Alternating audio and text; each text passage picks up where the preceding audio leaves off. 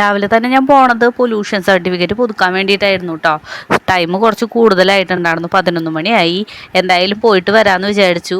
വഴികളൊന്നും അറിയില്ല കേട്ടോ. ഞാൻ വേഗം നീരവനെ അങ്കൻവാടിയിൽ വിട്ടിട്ടാണ് പോണത്. ചെന്നപ്പോൾ തന്നെ അവിടെ ലോറി ഉണ്ടായിരുന്നു കേട്ടോ.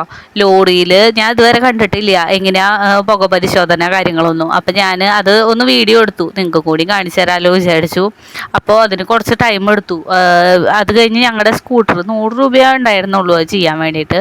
അത് കഴിഞ്ഞ് സ്കൂട്ടറിനെ കഴിഞ്ഞ് ഫ്രോക്ക് നൈറ്റി തയ്ക്കാൻ വേണ്ടിയിട്ട് കുറച്ച് തുണി മേടിക്കാനുണ്ടായിരുന്നു കേട്ടോ. അപ്പോൾ അത് വേണ്ടിക്ക് വിട്ടു. അപ്പോൾ 200 രൂപയുടെ 3 മീറ്റർ മെറ്റീരിയൽ വന്നിട്ടുണ്ടായിരുന്നു. അപ്പോൾ അതിലെനിക്ക് സ്ക്വയർ പീസൊക്കെയാണ് ഇഷ്ടപ്പെട്ടത്.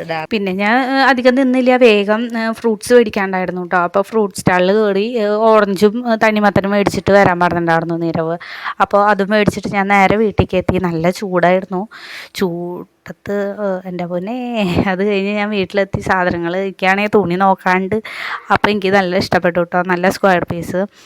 അപ്പോൾ അതും പിന്നെ അതിന് പറ്റിയൊരു ലേസ് മേടിച്ചിട്ടുണ്ടായിരുന്നു, നെക്ക് പീസ് വീനക്ക് വെക്കാമെന്നാണ് വിചാരിക്കണത്. അപ്പോൾ അതിന് പറ്റിയ ലേസ് മേടിച്ചു. പിന്നെ അതിന് 25 രൂപയുള്ളൂ കേട്ടോ മീറ്ററിന്. അത് പിന്നെ കരിനീല നൂല്, പിന്നെ മെഷീനിലേക്ക് ഓയിൽ വേണമായിരുന്നല്ലോ.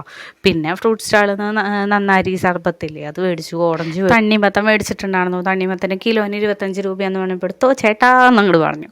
അപ്പോൾ അതും പിന്നെ ഓറഞ്ച്, പിന്നെ കുക്കുംബർ നല്ലതാണല്ലോ, കട്ട് ചെയ്ത് വെച്ച് കഴിഞ്ഞാൽ നേരം അങ്ങനെ ഇരുന്ന് TV കാണുമ്പോൾ കഴിച്ചോളും. പിന്നെ ഞാൻ വേഗം അതിനുള്ള ഫ്രൂട്ട്സ് വയ്ക്കാൻ ഞാനൊരു കൊട്ട മേടിച്ചിട്ടുണ്ട്, പച്ചക്കൊട്ട.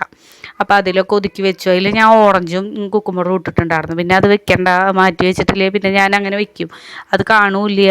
അപ്പോൾ ഞാനത് കൈയോടക്കനെ കഴിക്കാമല്ലോ വിചാരിച്ചിട്ട് അങ്ങനെ മാറ്റി വെച്ചു കേട്ടോ. അത് കഴിഞ്ഞ് ഞാൻ വേഗം പാല് കാച്ചി വെച്ചിട്ടുണ്ടായിരുന്നു. അത് പോയി എടുത്ത് ഫ്രിഡ്ജിൽ കയറ്റി വയ്ക്കാമെന്ന് വിചാരിച്ചു.